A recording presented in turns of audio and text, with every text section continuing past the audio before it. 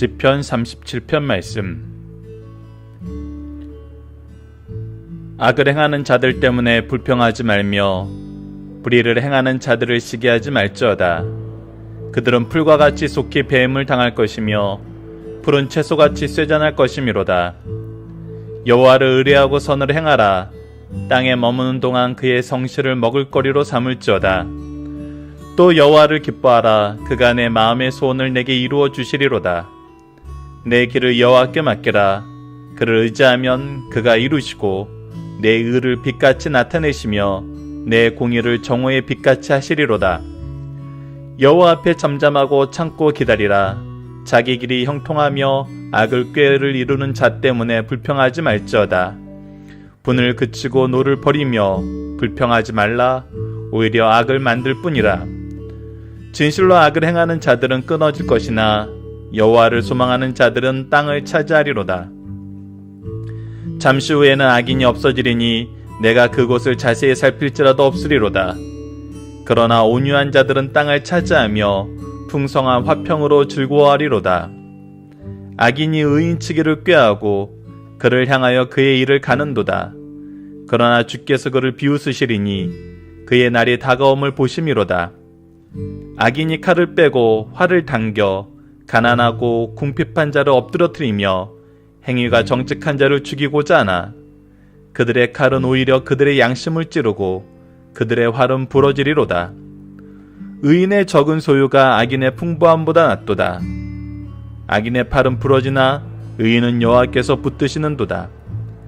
여호와께서 온전한 자의 날을 아시나니 그들의 기업은 영원하리로다. 그들은 환난 때에 부끄러움을 당하지 아니하며 기근의 날에도 풍족할 것이나 악인들은 멸망하고 여호와의 원수들은 어린 양의 기름같이 타서 연기가 되어 없어지리로다. 악인은 꾸고 갚지 아니하나 의인은 은혜를 베풀고 주는도다. 주의 복을 받은 자들은 땅을 차지하고 주의 저주를 받은 자들은 끊어지리로다. 아멘. 안녕하세요. 승리한상 가족 여러분, 그리고 강성성경연구원 여러분, 오늘은 시편 37편 말씀입니다. 시편 37편은 어떻게 보면 이번 주에 우리가 가장 깊이 있게 공감하고 묵상해야 될 내용 중에 하나입니다. 우리는 이 세상을 살면서 악인들이 잘 되는 거, 악인들이 형통한 거, 그것들이 우리에게 굉장히 큰 아픔이 되고 우리로 하여금 내가 이렇게 사는 것이 옳은가, 때로는 내가 이렇게 사는 것이 옳은가 할 때는 굉장히 강한 마음을 품고 있고 내가 그렇게 살아서는 안 되지라고 하지만 우리가 우리의 자녀들을 생각할 때, 우리의 제자들을 생각할 때, 또 우리가 돌봐야 되는 우리의 친지들을 생각할 때 내가 이렇게 살아서 이 아이들을 돌볼 수 있는가라는 어떻게 보면 이타적인 마음을 가질 때에는 오히려 더 쉽게 죄에 빠지게 되고 죄의 유혹에 넘어가게 되는 경우도 있습니다. 이때 우리가 무엇을 봐야 되냐는 겁니다. 우리가 인생을 볼 때 무엇을 봐야 되는 거냐는 겁니다. 우리가 지난주부터 계속 강조하던 내용은 무엇이었냐면 우리가 바로 죄가 무엇인지를 봐야 된다는 것입니다. 그리고 죄의 결과가 무엇인지도 분명히 알아야 된다는 겁니다. 우리가 이 세상을 살면서 굉장히 주의 깊게 살펴봐야 되는 것은 바로 이 죄의 문제라는 것이 바로 오늘 본문 말씀에 또 굉장히 강조되는 부분입니다. 자, 1절부터 살펴보도록 하겠습니다. 악을 행하는 자들 때문에 불평하지 말며, 악을 행하는 자들 때문에 불평하는 경우는 두 가지 있죠. 뒤에 나와서 불의를 행하는 자들을 시기하지 말지어다라고 나온 것처럼 악을 행하는 자들이 악을 행함으로 인해서 내가 해를 받고 고난을 당하고 억울한 일을 당하기 때문에 불평이 당하고, 때로는 악을 행하는 자들이 잘 되는 것을 보고 시기하는 경우가 있죠. 왜 쟤네들이 저렇게 잘 되지? 왜 쟤네들은 그렇게 나쁜 짓을 많이 하는데도 어떻게 저렇게 될 수 있지? 그러나 이런 것 때문에 불평과 시기하지 말라고 성경은 얘기합니다. 왜 그렇습니까? 그들은 풀과 같이 속히 배임을 당할 것이며 푸른 채소같이 세잔할 것이미로다. 푸른 채소같이 세잔한다는 건 뭐예요? 채소를 따놓고 싱싱한 상태로 그 싱싱한 상태가 오래 유지되지 않는 것처럼 세잔해지는 것을 우리가 보게 될 거란 거예요. 그래서 풀과 같이 속히 배임을 당하고 채소같이 세잔할 것이 바로 악을 행하는 자들, 불의를 행하는 자들의 결국이라는 거예요. 여호와를 의뢰하고 선을 행하라. 땅에 머무는 동안 그의 성실을 먹을거리로 삼을지어다. 그래서 우리가 의뢰해야 되는 부분은 바로 하나님이 여호와이고 그를 따라서 그의 명령에 따라서 사는 것이 바로 선을 행하는 것이에요. 그리고 그가 우리로 하여금 풍족한 하나님이 준비해 주신 준비된 것을 채워주시는데 그것을 우리는 그의 성실로 먹을거리를 삼게 된다고 얘기해요. 우리는 그 앞에서 그의 법도를 즐거워하며 그 법도 안에서 일하는 삶을 삽니다. 그래서 그리스도인의 삶의 특징을 얘기하라고 하면 안으로는 감사와 기쁨, 밖으로는 근면과 성실. 이 감사와 기쁨 그리고 근면과 성실이 바로 우리의 모습입니까? 우리가 여호와를 의뢰하고 선을 행하며 땅에 머무는 동안 그의 성실을 먹거리로 삼는다는 것은 무엇이냐면 우리가 한탕 벌어서 편하게 사는 그런 삶을 사는 것이 아니라 하나님이 나에게 주신 소명을 충성스럽게 감당하면서 그 안에서 성실함으로 살아나가는 거예요. 그때 우리에게 감사와 기쁨이 넘친다는 거예요. 자, 봅시다. 4절에 나타납니다. 또 여호와를 기뻐하라. 그가 내 마음의 소원을 내게 이루어 주시로다. 우리가 성실하게 근면하게 하나님이 주신 일을 할 때 하나님께서 어떻게 하세요? 우리의 기쁨이 되세요. 우리의 기쁨의 제목이 무엇이에요? 바로 우리의 소원을 이루신다는 거예요. 우리의 소원은 그럼 어떤 소원일까요? 여기서 우리가 복음에서 전해주는 굉장히 놀라운 점이 있다는 것입니다. 내 마음의 소원이라고 했을 때 우리가 원하는 아무 소원이나 다 이루어주는 것은 아니에요. 우리가 하나님의 뜻과 일치한 소원, 하나님께서 나에게 주신 소명과 일치한 소원, 그리고 그것이 제사장으로서, 선지자로서, 왕으로서 하나님의 축복의 통로가 되는 소원, 내가 그분이 세우신 하나님의 형상으로서의 일꾼으로서의 삶을 사는 소원, 이것은 반드시 이루어지는 것이고 이것이 이루어지는 걸 통해 우리에게 기쁨이 넘치며 이 기쁨을 넘치게 하시기 위해서 하나님께서 이미 이 기쁨으로 우리를 충만하게 채워놓으심을 보게 된다는 것입니다.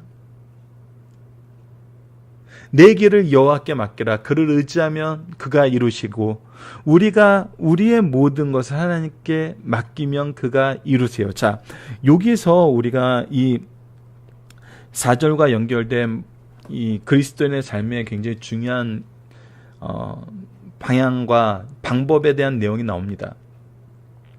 우리가 믿음으로써 나아간다는 것은 이 믿음이 행위가 분리된 것이 아니라는 것을 요즘에는 많은 목사님들이 얘기를 하세요. 우리가 과거 어떤 철학적인 사고를 할 때는 믿음과 행위가 하나님 안에서 하나 된 형태라는 것을 우리가 이해하지 못하고 있는 경우가 많은데, 자 보시죠. 우리가 믿음으로 하나님께 나아가요. 그리고 하나님을 의지해요. 그러면 그가 어떻게 하세요? 이루어 주세요. 이루어 주시는데 무엇을 통해서 이루세요? 우리로 하여금 근면하고 성실하게 일하는 것을 통해서 이루어 주세요. 즉 우리가 무엇인가 해요. 하지만 그 무엇인가 하는 그 모든 것의 근원은 누구예요? 하나님이세요. 이것을 이루시는 분은 누구세요? 하나님이세요. 그래서 오히려 하나님이 이루신 그 일을 보고 우리는 주여 우리는 무익한 종입니다라고 고백할 수밖에 없을 만큼 우리로 하여금 하나님의 충만하심 속에서 이 충만함으로 이루게 하신다는 거예요. 그것이 바로 믿음의 역사죠. 그것을 우리가 항상 살펴보면서 경험하는 삶을 살게 된다는 겁니다. 6절, 내 의를 빛같이 나타내시며 내 공의를 정오의 빛같이 하시리라. 그래서 하나님께서는 우리가 어떠한 삶을 살고 있는지 하나님의 뜻대로 사는 삶을 드러나게 하세요. 하나님 안에서 그 역사하심 속의 삶을 세상 사람들이 보게 만드세요. 자, 이것이 바로 우리의 모습이에요. 이것이 우리의 모습입니다. 우리는 하나님과 함께하는 삶을 즐거워해요. 하나님의 은혜 속에 있는 삶을 즐거워해요. 하나님께서 이루시는 하나님의 역사 속에 있는 삶을 의지하고 신뢰해요. 그래서 무엇하지 않아요? 악한 자들처럼 불평하지 않고 악한 자들의 행위를 시기하지 않아요. 자, 그 다음 7절에서 11절 말씀 봅시다. 여호와 앞에 잠잠하고 참고 기다리라. 그래서 우리는 뭐예요? 인내할 수 있어요. 자기 길이 형통하며 악한 꾀를 이루는 자 때문에 불평하지 마라. 악한 꾀를 이루는데 그들이 형통한 것을 우리가 지금 세상에서 보고 있어요. 그런데 이것은 우리가 불평할 필요가 없어요. 왜? 이미 2절에서 말한 것처럼 그들은 배임받는 것 같은 풀과 같고 이미 그 신선도가 떨어지는 채소와 같아요. 분을 그치고 노를 버리며 불평하지 말라. 오히려 악을 만들 뿐이니라. 그래서 우리가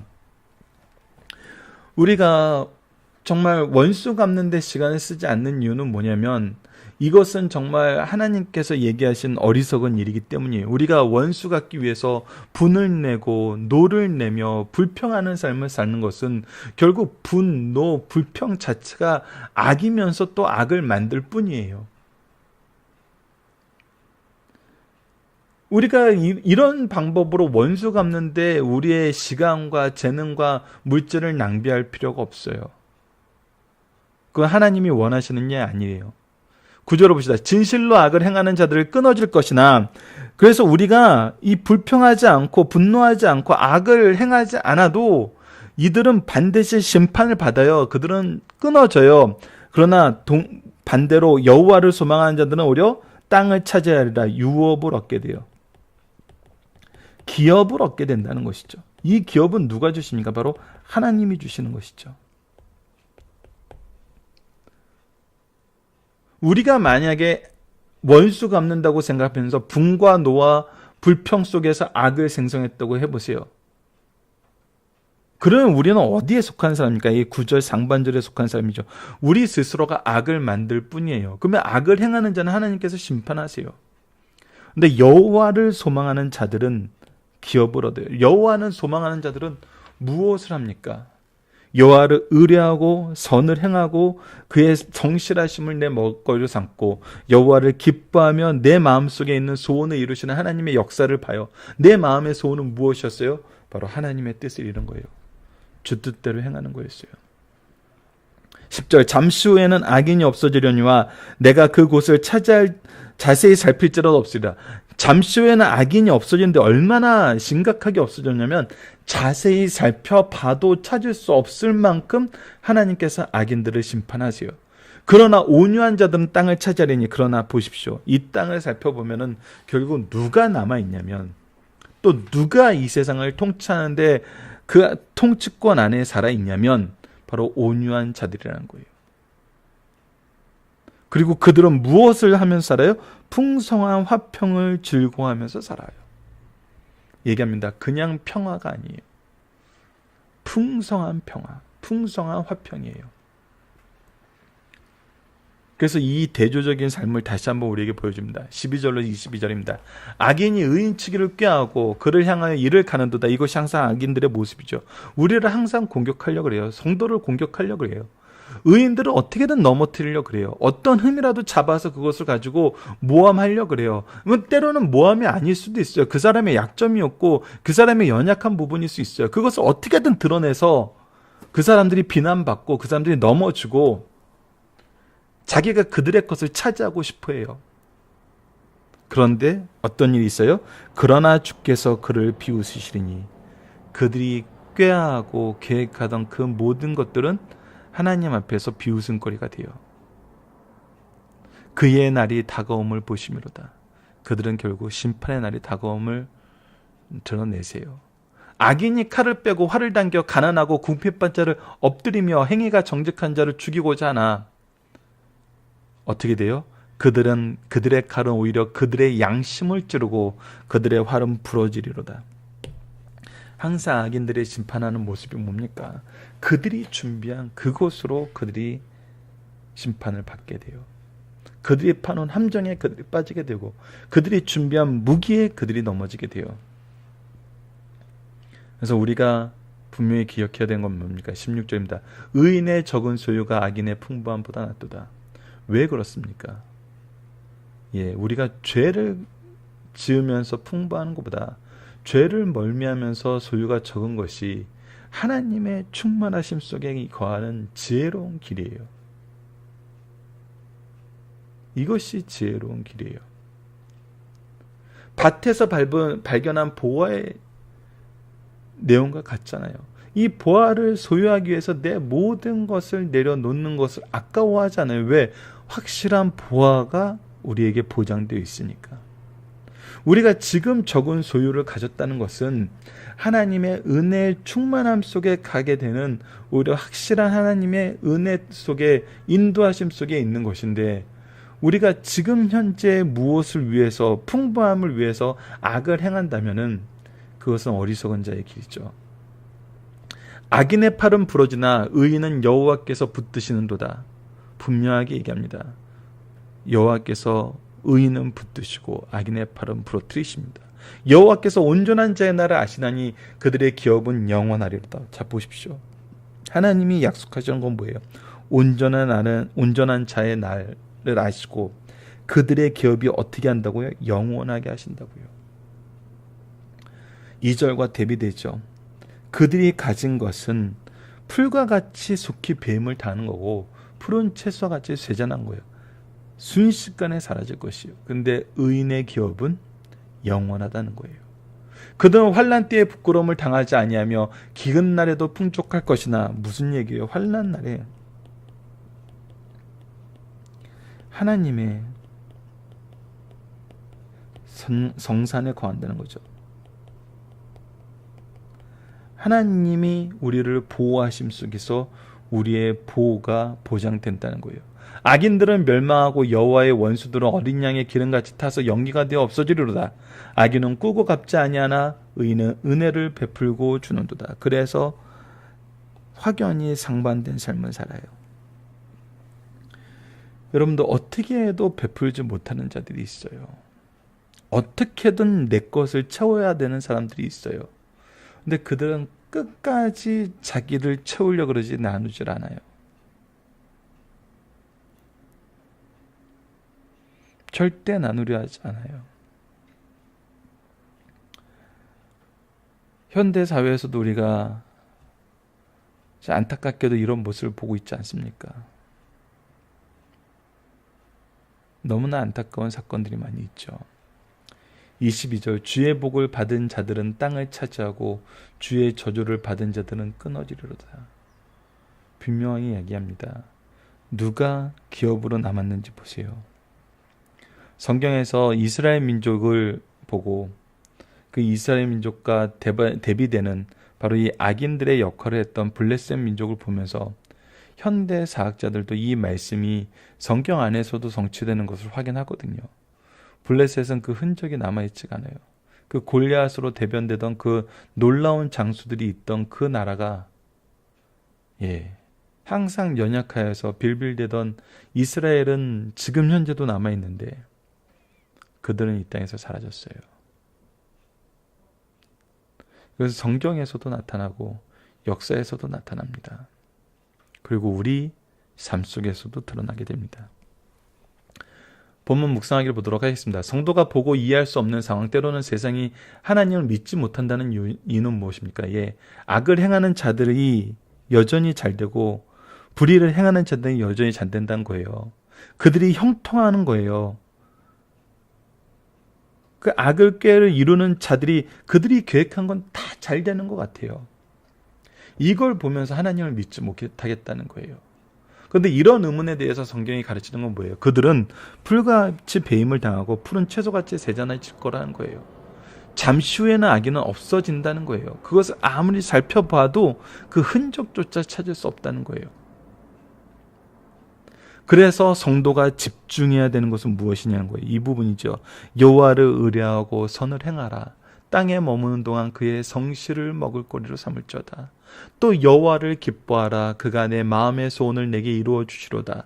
내 길을 여호와께 맡기라. 그를 의지하면 그가 이루시고 내 의를 빛같이 나타내시며 내 공의를 정오의 빛같이 하시리로다.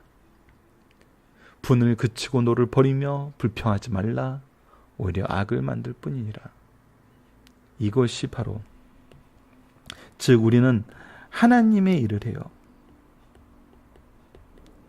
여러분 지난주 수요일에 문답에서 나타났던 것처럼 우리는 하나님의 형상으로 지으심을 받았다는 것은 하나님께서 나에게 특별한 목적이 있어서 하나님의 형상으로서 하나님의 지혜와 거룩함과 의를 가지고 세상을 다스리며 하나님의 축복의 통로가 되게 하셨다는 거예요. 하나님이 세우신 일꾼, 하나님이 세우신 백성, 하나님이 세우신 왕 같은 제사장이요 선지자로서 그의 기이한 복을 선포하는 자들이란 거예요. 그래서 우리는 무엇에 집중해요? 하나님 나라의 일에 집중해요. 하나님 나라의 일은 뭐예요? 지금 현재 복음의 선포예요.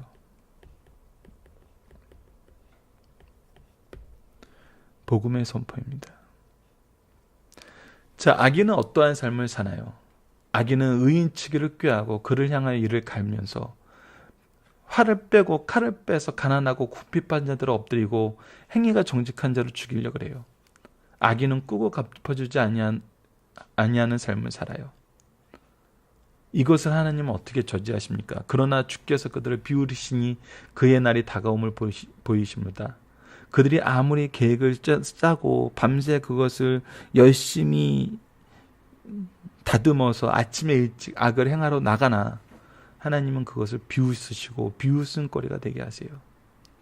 그의 날을 그곳에서 중단시켜 버리세요.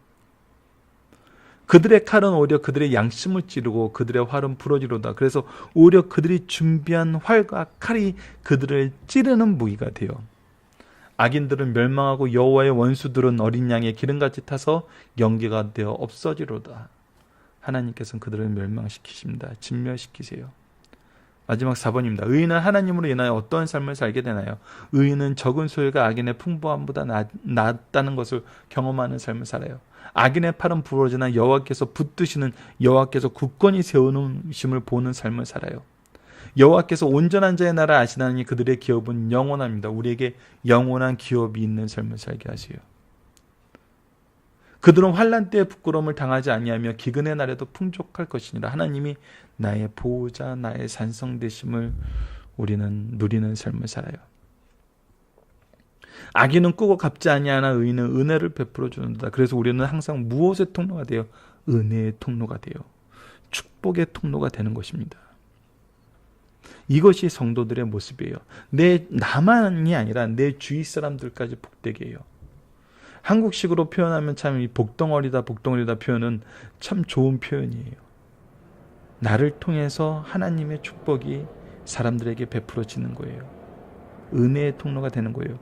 주의 복음 받은 자들은 땅을 차지하고 주의 저주를 받은 자들은 끊어지로다. 우리에겐 기업이 있고 유업이 있습니다. 중심사를 보십시다. 시편 37편의 시자는 악인의 일시적인 행복을 보고 불평하지 말라이며 표제는 다윗의 시이다. 시 37편은 히브리어 알파벳 22자의 첫 글자를 따라서 지은 알파벳 시입니다. 섭리의 시라고도 불립니다. 그 이유는 어찌하여 악인이 번영하고 선인이 고생하느냐는 질문에 그것은 모두 일시적인 형상이요 결국에는 악인은 멸망하고 의인은 기업을 차지하기 때문이라고 화답하는 시이기 때문입니다. 시 37편 내용은 다음과 같이 구성되어 있습니다. 1에서 10절은 악인의 번영을 탐하거나 불평하지 말라는 것이고 12절에서 20절은 여호와는 악인을 심판하시는 내용, 21절에서 31절은 여호와는 의인을 축복하신다는 내용, 그리고 32절로 40절은 역사의 결과로 볼 때 악인은 망하고 의인은 구원받는다는 내용으로 구성되어 있습니다. 오늘의 중심사상을 하나씩 보도록 하겠습니다. 첫 번째는 악인의 번영은 일시적이니 성도는 이를 시기하지 말라는 거예요. 악인의 번영은 풀처럼 빨리 시들고 사라질 것들입니다. 그러므로 의인들은 주님만 의지하며 이 땅에 사는 동안 선을 행하고 성실히 살아가야 됩니다. 왜냐하면 하나님께서 반드시 승리하는 삶을 살게 하시고 우리가 억울하다고 느끼는 부분을 반드시 신원해 주시기 때문입니다. 하나님을 의지하는 자는 그 어떤 경우에도 기쁨과 감사의 선한 삶을 사는 성도가 된다는 것입니다. 두 번째입니다. 악인이 미워하여도 성도는 두려워하지 말고 잠잠히 참고 기다리는 거예요. 악인이 이 땅에서 번영하면 의인을 괴롭게 할지라도 잠잠히 기다리면 노여움을 버리라는 거예요. 하나님의 공의로운 역사로 인해 악인들은 자기 칼에 자기 가슴이 뚫릴 것이고 그 강한 활도 꺾이고 말 것입니다. 악인이 의인을 해치는 계획은 참으로 어리석은 일입니다. 그러므로 악인의 악을 두려워하지 말고 오직 하나님만 신뢰해야 됩니다. 세 번째, 의인의 적은 소유는 악인의 풍부함보다 더욱 힘있고 귀하다는 겁니다. 의인과 악인은 소유, 소득에 있어 서로 다른 입장을 가집니다. 첫째, 소유의 가치관이 달라요. 악인은 많은 것을 소유하고도 만족하지 못하고 불안하나 의인은 어떤 형편에서도 자족해요. 둘째, 소유의 시간이 대조적이에요. 의인의 소유는 주 안에서 영원하나 악인의 소득은 풀처럼 마르고 연기처럼 사라집니다. 셋째, 소유의 취득과 사용이 달라요. 악인들은 불법적으로 취득하지만 의인은 적어도 바르게 취득해요. 근면 성실함으로 취득해요. 그리고 악인은 가진 것이 저주의 요인되나 의인은 이웃을 위한 은혜의 통로가 된다는 것입니다. 여러분들 살펴보기 정답 카페를 통해서 확인해 주시고요. 적용하게 봅시다. 신앙은 비교하고 불평하는 삶이 아니라 바라보며 추구하는 삶입니다. 그래서 우리는 무엇을 바라보고 무엇을 추구하느냐는 거예요. 우리가 비교가 아니라 추구하는 삶을 살게 되는 이유는 무엇입니까? 바로 하나님을 바라보기 때문이고 하나님이 주신 삶을 추구하기 때문이에요. 죄송합니다. 자, 하나님이 주신 것은 한이 없는 풍요로움과 영원한 것이에요.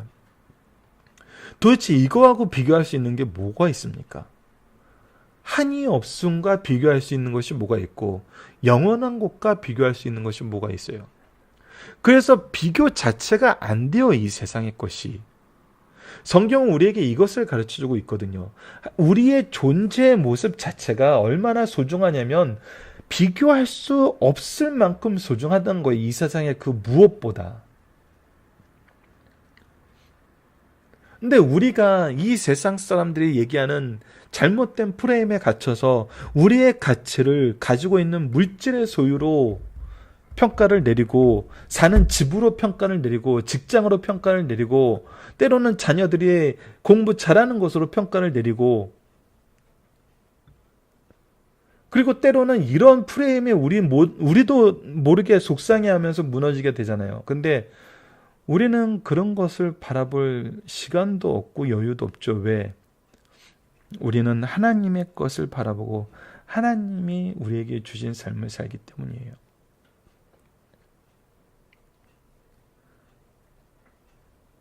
제 주위에도 어떤 친구는 그런 친구가 있어요. 내가 자녀에게 충분한 제공을 해줄 수 있다는 자신감 때문에 지금 현재 학업에서 막 이렇게 빠져서 허우적거리면서 내가 왜 해야 되는지, 이것을 꼭 해야 되는지 말아야 되는지, 그리고 너무 하기 싫은데 억지로 하는 그런 삶을 살게 하지 않는 친구들이 있어요. 이들은 자기가 가지고 있는 확신이 그거예요. 내 자녀들이 하고 싶은 일이 있을 때 나는 그에게 할 수 있도록 지원할 자신이 있다는 거예요.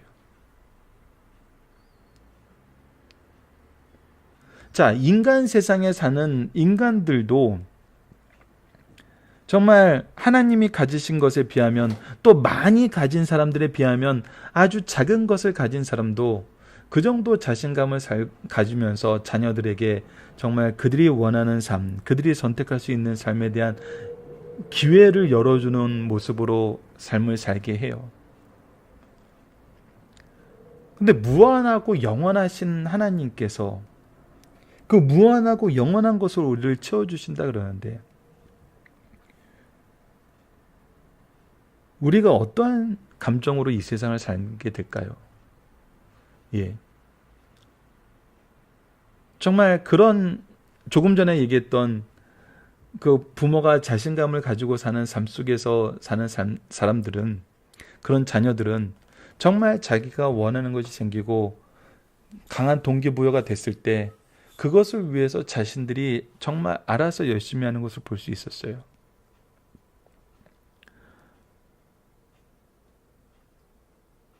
현실적으로 그렇게 얘기할 수도 있죠. 우리는 그럴 능력이 안 되는데, 그런 환경이 안 되는데, 왜 우리가 그럴 능력이 안 되고 그럴 환경이 안 돼요?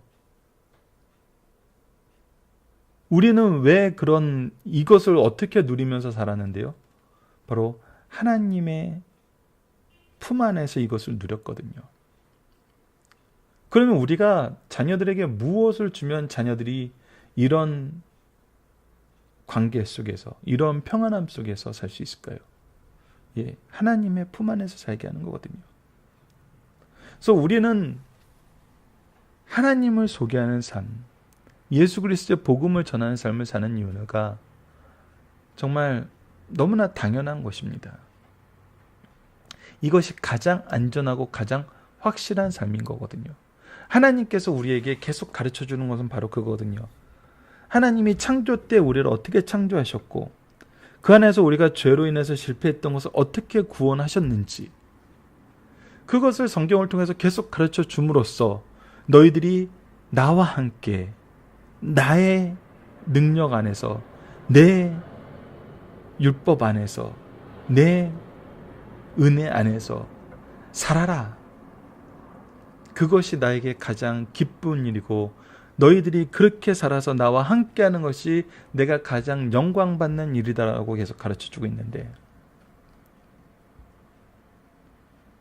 우리는 왜 이 세상에서 잠깐 누리는 것 때문에 하나님과의 만남인, 하나님의 약속이 있는 이 예배와 교회를 멀리하면서 살게 될까요?